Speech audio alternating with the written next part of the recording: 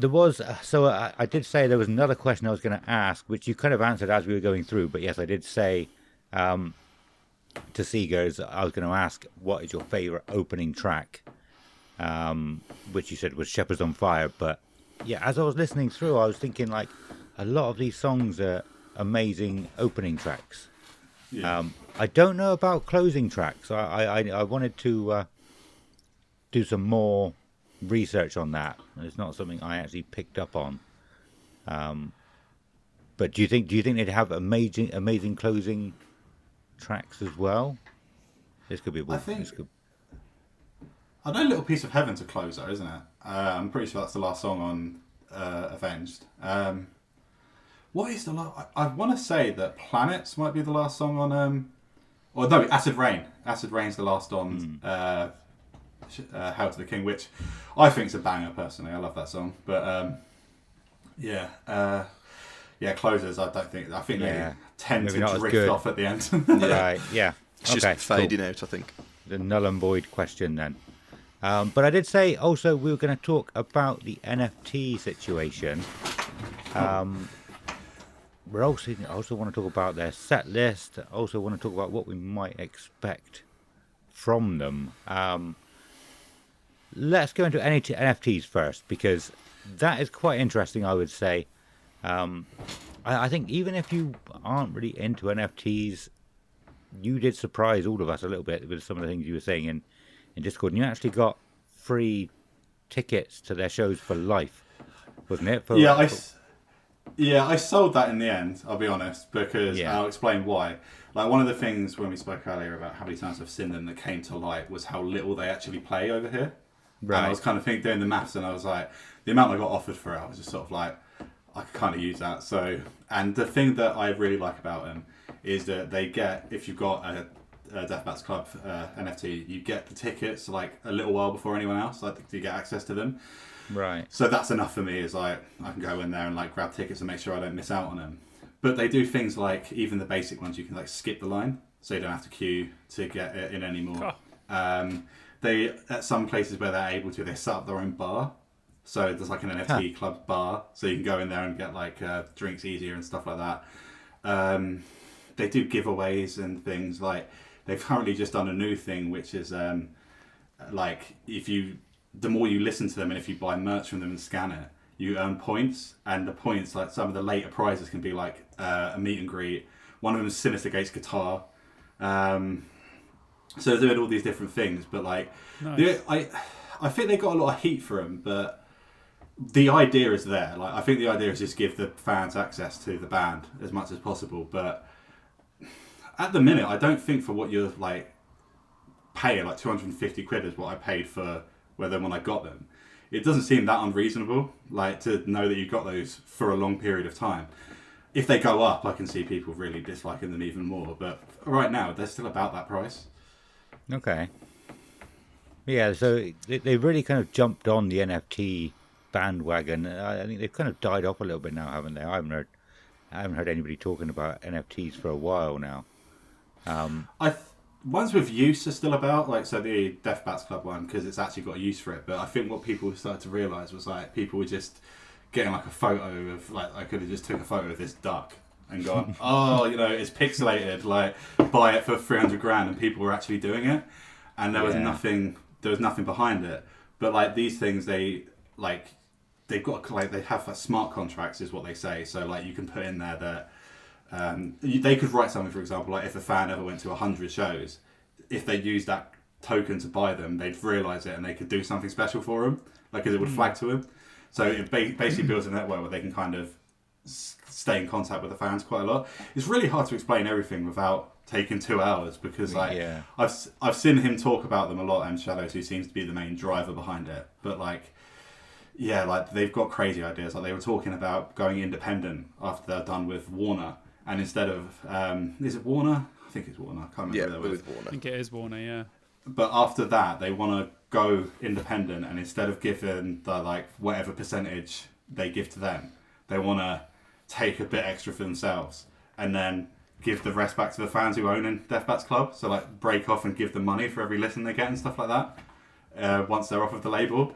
And I'm like, I have no idea how they're gonna do it, but like, I don't know how they would do that. But if it's something they could do, that'd be pretty sick. But I think the only thing I ever disliked about it was like when they tried to explain it to people, it was just instantly, no, we don't want anything to do with this. And it's like every other genre of music is gonna look at it. Every other genre of music moves along, and I think metal sometimes just rejects these ideas straight away. They're like, no, we want more LPs, if anything. Bring us back vinyl. And you're like, and like I understand why. Like I collect vinyls as well, but I think they do need to move on a little bit, and I think that's where their mindset was, because they were like, oh, they're going to rug pull us and steal all our money.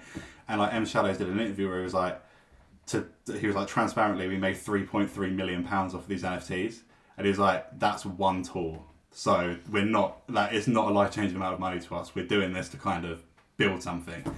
And so I think, yeah, like, I think people should just trust them a bit more as well. Like, they are planning something.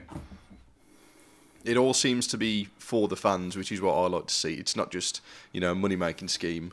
And some of the applications that you hear M Shadows talking about, like you say, with the T-shirts, they're going to have the tags on them that you can scan with your phone, for example, and then that will go into your wallet or whatnot, the points. So it's like the fans that buy the most merch, it's proven that you're supporting the band. Here you go, here's first access to the tickets, or here's access to a meet and greet, or whatever. But the fact that it's literally not just a JPEG, it's got an application. Yeah. I think it's brilliant, I really do. And like you say about metal just being stuck, I can guarantee if the likes of Drake released NFTs, it'd be front page news, everyone would want it, it'd be not life changing, it'd be like the new era of merch or technology. But because it's Avenged Sevenfold doing it, nobody's talking about it. Obviously we hear about it because we're in the scene and whatever, but I'm interested to see where it will go. I wish I was an early adopter. If I was more on board when it first came out, I would have been there with yourself buying one. But I look forward to see where it can go, because it's going to end up being the future of, how we receive music. So we'll have to see. Yeah, we'll have to see where it goes, because wherever NFTs go, I'm sure Avenged Sevenfold will follow. Yeah. So we'll have to see. Yeah. And like you said, yeah, maybe people are a bit afraid of new things and pushing things forward and all that sort of stuff. It does take a little while to get metalers to get their feet out of the mud and willing to move with the times, as it would be. Some people still complain about electronic sounds being in rock and metal music. I'll tell you where you'll see a lot of people turn around to the idea, I think, is when they come over to England and you've got those parents that have waited outside with their kids all day, and then you're walking straight past them to get in. They're going to be like, where? Why are they doing that? And I think...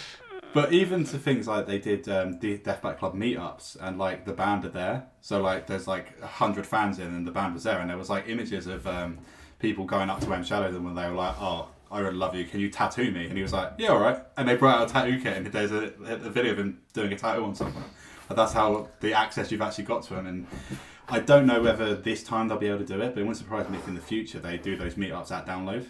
Because like there's going to be a lot of, I imagine there's going to be quite a few holders there. They could probably do it. Yeah. I'm just hoping I got +1s and I can bring people along. Yeah. Keep your ear to the ground, because they might do something at Download. Considering they're there and there'll be a lot of their fans there, they might do something. Mm-hmm. Yeah. I mean, last time I was talking about the NFTs with my wife, the Avenged ones. We're going off on a big, side quest now. But I imagine Download Festival NFTs. Do you know what I mean? Yeah. So, do you know what I mean? Imagine the different perks you could have on site. Forward thinking, though. Well, no. But I'm saying it now because if they come out with it in so many years, you can clip this and I'll take them to court. So, but think of the perks that you could get at not just Download at a festival. Like skip the merch queue. There's me JPEG. Let me through. I don't know. Special merch that not everyone can get access to. This, that, and the other. Special campsites, whatever, but I don't think it's something. Go on. I was gonna say, if they do that, they want to give Adam a free ticket, like or something, like for the Legacy Act or something. Yeah. But So you said like they scan the JPEG. Is that how it is? You just have the picture on your phone, and it basically acts as if like the QR codes do. Yeah. So if I show you what it like, so it's on an app called I know the guide won't be able to see this on screen, as in like people listening. But you go into an app called MetaMask, sorry, and it kind of exists on here. And like so this is what they look like. It's literally that's just a JPEG. That's still the one I sold. For some reason, it's still on there. It has gone. I don't still have it. I can't use it. But if you then go onto a website, You screenshot it before it went. I was gonna say I just took a picture of that, so that's mine now. What you do is the MetaMask has a browser. So you go through the browser and then like you go onto avenged.io, and like say it was the day that tickets went on sale and it was like only NFT holders can buy at this time. It pops up say sign in, and if you didn't have one and press sign in, it would just be like sorry, access denied kind of thing. You can't come through. So I was wondering that. Yeah. But then if you sign in with it, like so I wanted to check how it worked, and when the Life is But a Dream tour went on sale. Like I could have got a ticket to every single show in America and just not gone. Well, obviously that'd have been no point, but I could have and I would have at that point they would have been free. But like I didn't know what. Obviously there was no point, so I just kind of wanted to see what it looked like. But yeah, the only thing that's weird about it is you can't actually pick your seat, like because of the way they've sold them. Like essentially, the way that they're doing it is that Avenged can request like up to like 100 tickets to every show to just be theirs. So those are the tickets they're giving to fans. When you got like because one of the things they did was they gave every single holder at Christmas of the first year 2 free tickets to any show, and so for that like they've got loads of tickets to give away, but they were capped at a certain amount.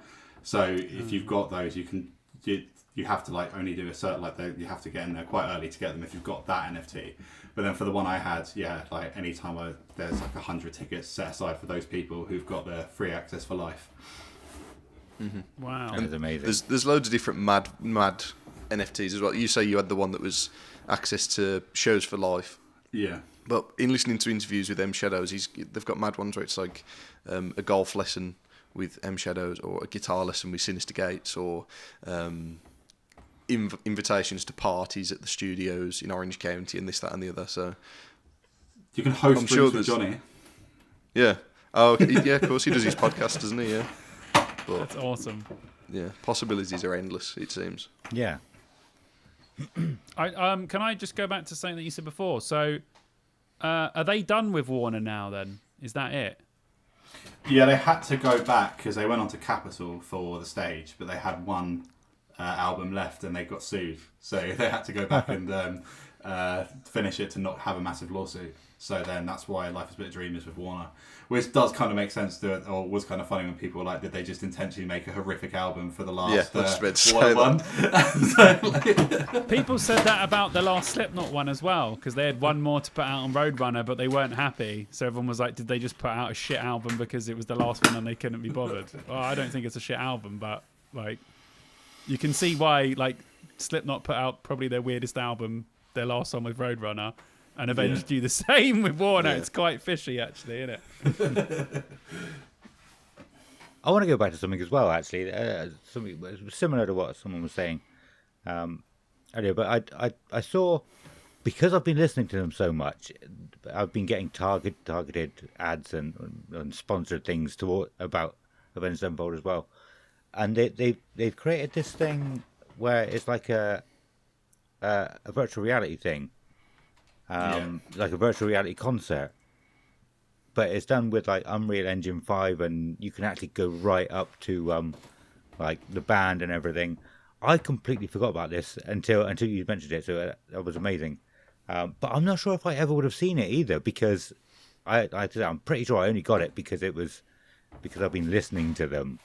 But it just looked insane. Like, looked absolutely incredible. You two look like you know what I'm talking about. Well, there's footage on YouTube that I was watching prior to this episode. Obviously, it's just the view of someone's headset, so wherever they've looked, they've just done a screen capture of it. Yeah. So obviously, you're not getting the full experience, but it looks incredible, even just watching it like that, to be honest. Yeah. But look, you're right. You got the ability to walk around the whole band. Get up close and personal. Yeah, the video I saw.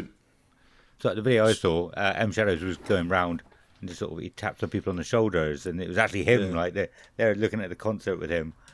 Oh, They I have see, no okay. idea he's there. And like, But no, the way they put it in an interview, M Shadows again, is basically saying if you're a drummer, you can go around the back and you can watch a live playthrough of the drums as close as you need to. If you need to see what he's doing with his feet, you can be like, okay, what's he doing with his feet? With the Yeah. guitar, you can do exactly the same. And you know, for a fan, and if you've got a headset, I don't know what quality headset you need to check this out. I personally don't have one, unfortunately, but if you've got one and you're a fan, I'm sure it's truly an incredible experience. Yeah. yeah. Seegers, did you? I'm the same. I've seen the YouTube rip, and Right. I don't have an Oculus or anything like that though. So I was like, oh, great. But maybe one day I'll give it a watch properly. Yeah. The thing Ah, I saw, also- I wasn't actually sure if it was out yet. But it might be. I thought it wasn't actually out yet, and it was advertising it for the future. Mm-hmm. But I could be wrong. Whilst we're on it, crossed my mind earlier. I'm so glad I remembered. With them headlining and with them trying to make such a big thing about, you know, the metaverse and not the metaverse, it's Web3 they do, so they've got their own online universe. For me personally, if they're headlining a festival, I would have thought they'd set up booths, you know, with VR headsets for people to go and experience this. Yeah. You know, Bring Me the Horizon did it last year with their whole Church of Genexis and whatever. Yeah. You just imagine a booth in the same way that Bloodstock do their gaming tent, but it's, you know, it's a Life is But a Dream VR experience. It's, you know, that's what I'd be putting forward to try and push it onto fans, because some fans, as we've mentioned, will be like, oh, I'm not interested, but at least if you go there, you can, you know, give it a go. I think that would be brilliant, but That's a cool idea. yeah, Yeah. They should definitely if do it it. happens again, That's really cool. it was me. I mean, there's probably so many more things that they've done that we haven't talked about, sort of trends that they try and catch on to. Did you want to have a read through of the set list, Stu? What we might expect? Sure thing. Let me have a look. Sure. Sure thing. Sure. Right. We're just going to go through the lot, reel them off, Reel 'em, mate. reel them. Prepare to be reeled. So, they're opening. This is going off US 2023 tour. This is the most recent I've been able to find anyway. So, but Cool. that's not to say that this is what they'll play. So, they opened with Game Over and Mattel, one after the other. So obviously this is for the tour for Life is But a Dream. Afterlife, Hail to the King, We Love You, again, new one. Buried Alive, The Stage, So Far Away, Nobody, Into Nightmare, Into Backcountry, Unholy Confessions, A Little Piece of Heaven, which, you know, may be a surprise. And then the closing out with G.O.D., one after the other. And then the close is Life is But a Dream. So Wow. that's obviously the tour that they're doing for the album tour. Personally, I mean, we'll all have opinions on this. I'd rather them have a bit more of a best of performance at Download. Maybe drop a few of the new songs, and, you know, chuck in a few bangers that's going to get people moving and, you know, a bit more excited, should I say. I think they won't do that though, because historically they play loads off of whatever they've released at the time. Yeah. So it will have That best might of be quite tracks in it, accurate. but I do think it's going to be very Life is But a Dream heavy. I would have thought. Could be a very the crowd goes mild moment. Yeah, that's it. And the crowd goes mild. But can you imagine in, say, 10, 15 years' time when they're playing and you're like, I really want to hear some more Life is But a Dream songs. Yeah, it's true. But they You've don't got to play them live appreciate them. anymore. So, Yeah. yeah. Yeah, you got to appreciate them while they're there. There was a Drinks with Johnny recently where he said that this tour run now is what they're going to try out things for the European Festival. So some part of me is hoping they've kind of gone, that might not hit as well over there, like, because it is, there's going to be other fans there. So hopefully they kind of put a few more in. So maybe worth keeping an eye on. And I think that starts tonight as well. So maybe in the morning you can have a quick gander on set lists and see what they did. Yeah. Hoping for some more. American audiences just stand still anyway, so they won't know really. Yeah, true. They're very static. They're just Static. very... But yeah, that closeout's just a bit dry for me. G.O.D. and then Life Is But a Dream. That's like 4 songs to close. I mean, I know they're upbeat, but none of them are like... nobody's going to be singing along and, truly vibing. I don't think, but... And as much as I love I'd the be song, vibing. Ordinary sounds shit live. Yeah. Oh, okay. Oh, really? Oh, man. I just... He has... and The I'm song like, yes! sounds great. Like, the actual music sounds fine, but he's done this thing where sometimes he tries to sing like he does, but without effects. And then sometimes he does it with effects. And if it's got the effects, it sounds pretty cool. But when he does it without them, it's like, oh, come on now. Like, come on, please. Yeah. I'm going to look forward to that.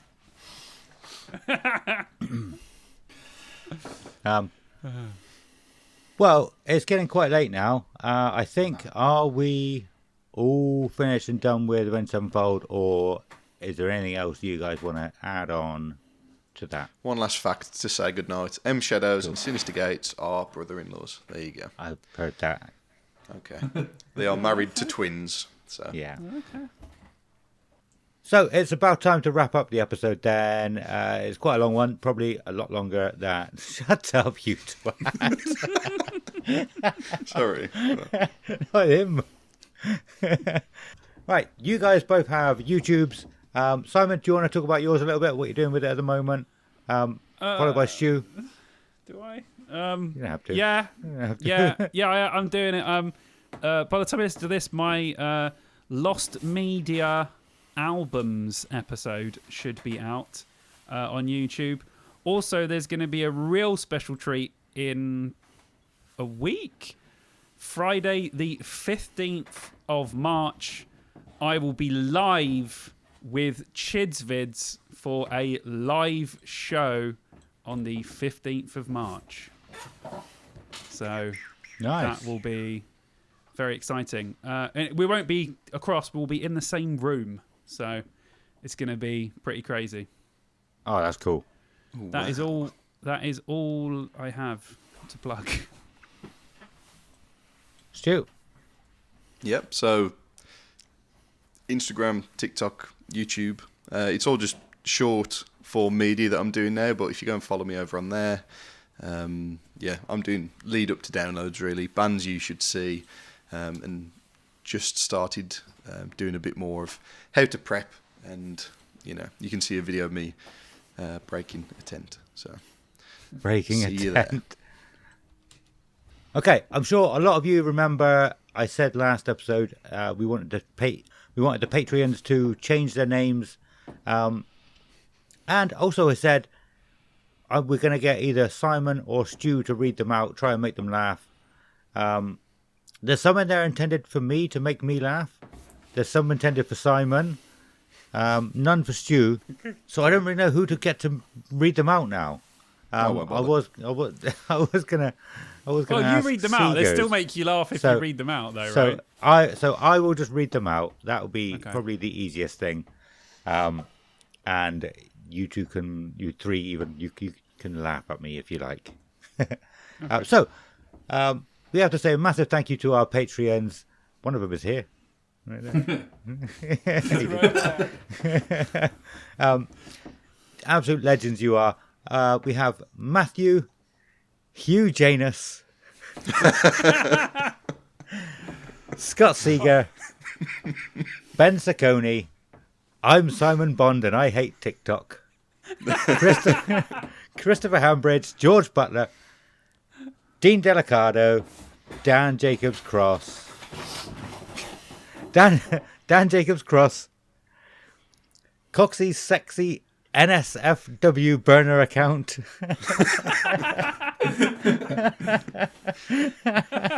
And No Sarah Samaj. Oh, clever. He's just written his name backwards. It's James Harrison. No Sarah Samaj. That's cool. Que sera. Yeah. Thank you. You are all legends, especially you, Seegers, for coming on and joining us for this episode. Thank you for Yes. having me. They've said about their YouTubes. Have you got anything that you're doing you want to share? Nah, not really. To be honest with you, I've never done anything like YouTube. I don't think I'm entertaining enough. So nothing like that for me. But maybe Cool. one day. Do you want to give any shout outs while you're here as well, though? Anybody shout out? Nah, I'm all good. No. Alex Toon, there we are. He's cool. I want to Alex Toon. I don't know why. Awesome. But yes, so thank you to all our Patreons. Again, you guys are absolute legends. If you want to join our Patreon, we've got 2 tiers at the moment, both support tiers, but I can confirm we have got the logo coming very, very soon. I can't say right now, but it's been a long old wait and it's coming very soon. So we are going to be changing it up. We're now going to be having sort of tiers with like you get certain things for higher tiers. But at the moment, it is just still a £3 tier and a £5 tier. The £3 tier will say a massive thank you in the next episode. The £5 tier will say a massive thank you to you in every episode. And you'll get a chance to change your name to try and make us laugh. And I think that was quite successful for the first one. Very good. I'll say, yeah. Yeah. So, yeah, that's it for this episode. Come and join the Discord. The Discord is good at the moment. It's so good at the It's a moment. great review. It's going to a get great shit, review. but at the moment, That it is really is good. good. Yeah, it's good at the moment.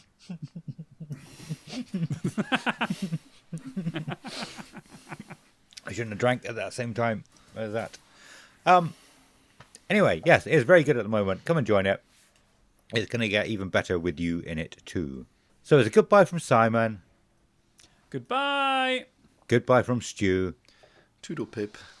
And a goodbye from Seegers. Bye. Excellent. Fuck me. I hate endings. As you probably gathered. You didn't say and goodbye from me. And it's a goodbye. No, you From me. just closed off.